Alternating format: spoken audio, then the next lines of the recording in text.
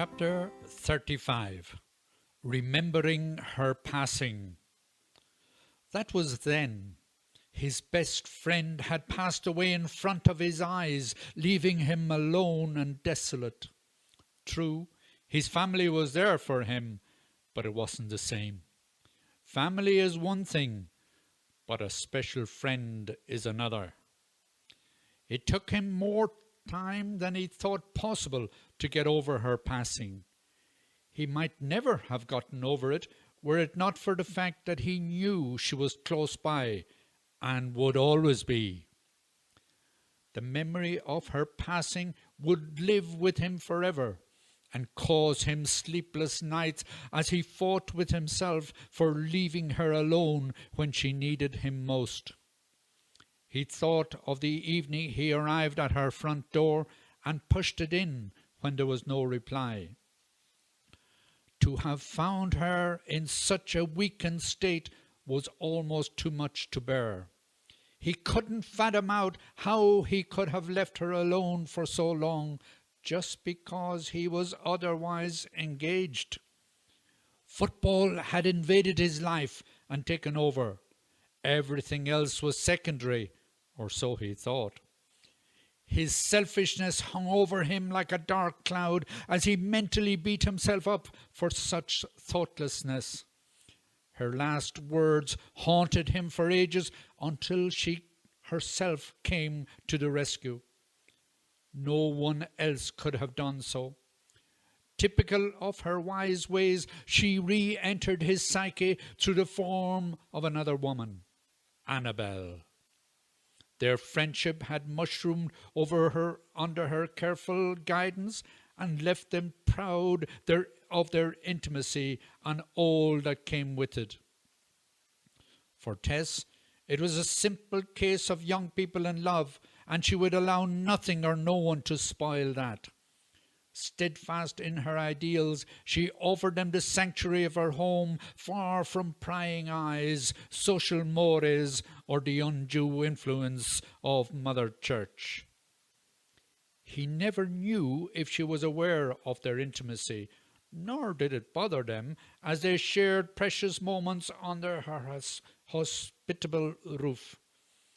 They did their best to recompense her for such joyous times by adding what they could to her few home comforts. Gathering sticks, running errands, collecting herbs or watercress was a chore they relished, not only because it was for her, but for themselves too, as they roamed hither and thither like elephants. In truth, they were almost that, due to her knowledge of the ways of the world and that of Mother Nature herself. She taught them the rhythm method before even the doctor could expound on it. There was no way she was going to let an unwanted pregnancy destroy their young lives as it did so many others of the parish and the country. Wandering along the river with them as they fetched water from Bosque well, for her, she'd share her life's experience and use it to guide them. Although she often roamed around Bosque and the commons, she never bothered bringing anything bar watercress, herbs, and mushrooms home. It rarely occurred to her to bring a bucket with her, and if she did, she used it for everything bar water, as she considered the water from her stream to be safe enough. Even when Seamie told her of coming across the decaying carcass of a sheep in the water further up towards Knocka, she didn't wince, telling him the river, its rocks, sand and gravel would be enough to treat what was a normal occurrence. She doted on Annabel as much as him and longed for their company as much as they longed for hers.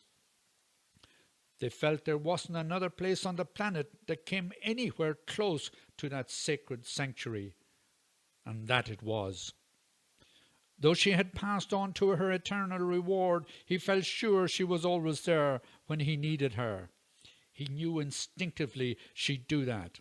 Although sceptical already of the Church's hold on heaven, he knew Tess's version was bound to be nearer the truth that the physical being is replaced by the soul in search of peace and tranquility. She was closer to nature than any theologian or pseudo-religious could ever be, as far as he was concerned. Yes, there were many holy men and women, she readily agreed, but they all had little to do with organized religion. There were the mystics, druids and witches, the Morrigans, Cucullins, Bridgets and Patricks, who had a special power from nature and over nature. Their fervour came from nature itself and had been gleefully accepted into the folds of Mother Church and local folklore. Just days before her passing, she had entrusted him to her favourites, Bridget and Anne. She saw Christ more as a mystic endowed with special gifts than a God sent to change the world. Her argument that some are endowed with celestial gifts found favour with him, that McCormack, Caruso, Gili, or Picasso could be blessed with such talents had little to do with them and more to do with the gift, their gift, and was easy to follow. Likewise, that a seventh son of a seventh son could carry a cure from one generation to another was also a gift, but again, more to do with maths than man. The mere fact that he should be so lucky to have the advantage of her wisdom was proof enough of another world for him. Not for him to question why, more to accept that nature has its peculiar paths to follow, and mankind bit parts in a huge machine. It didn't take him long to realize the wisdom of her ways and the depths of her understanding of where everyone fitted in such a simple but majestic organization. Despite his trust in her beliefs, which fitted so well with his own, he was devastated by her departure. The thoughts of her lying there alone brought out a cold sweat on him. His family did what they could to soften the blow, but it did little to alleviate the pain of the loss. He could still see Larkin's face as the enamel bucket bounced off the bonnet of his car. Telling her he'd be back as soon as possible, he prayed someone would come along, but there wasn't a soul or a sound until he heard the Volkswagen starting above at the hayshed. Hearing her cry out, he rushed back to her. Death was close, and she knew it now. But so did he. He had to help and get help immediately. Rushing out, he grabbed the empty bucket and lofted it, knowing it was the only way he'd stop Larkin, who was about to pass the house. Screeching to a halt, he was ready to kill until he saw Seamie frantically beckoning him. Jumping from the Volkswagen, he made a run at him with stick raised, but was astonished to see him stand his ground. "Have you gone fucking crazy or what, you little—" But the words faded to a whisper as he saw his ashen face. He realized something was seriously wrong as he tried to speak. Words failed him. He could only point to her open door. Instinct told Larkin that something serious had occurred as he stepped quickly inside. It took a while for his eyes to adjust to the darkened interior. Seeing her prone form on the little bed in the corner, he rushed to her side with a groan. She was fading fast, so asking Seamie if he'd stay with her, he hurried for the doctor. Though back in minutes with the doctor and curate close behind, she was almost gone. Anointing her, Father McCabe whispered an act of contrition in her ear as she began to slip away. He continued praying over her as the doctor did his best to revive her, but it was too late.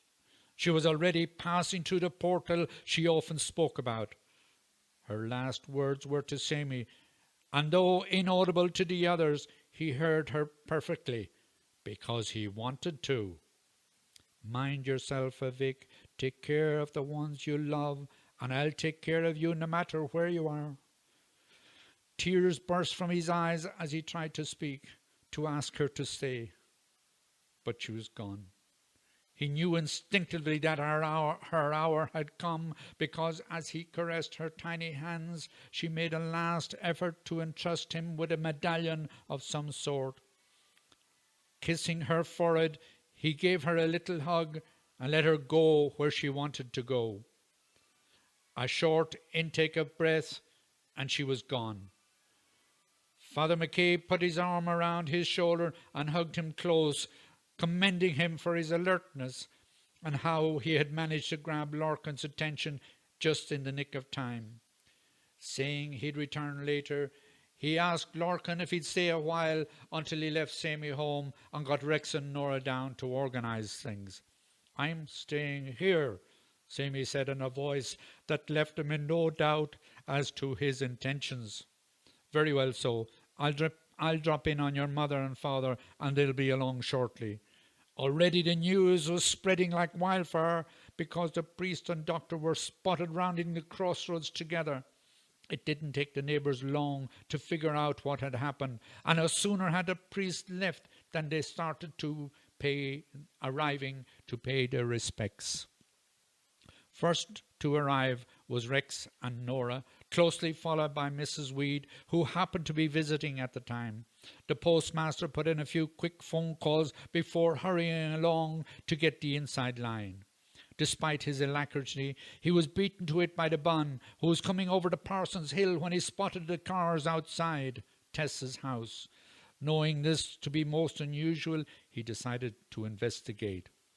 Rex asked him to keep everyone at bay until Nora and Mrs. Weed had laid out the old lady and kitted her out for the long journey ahead of her.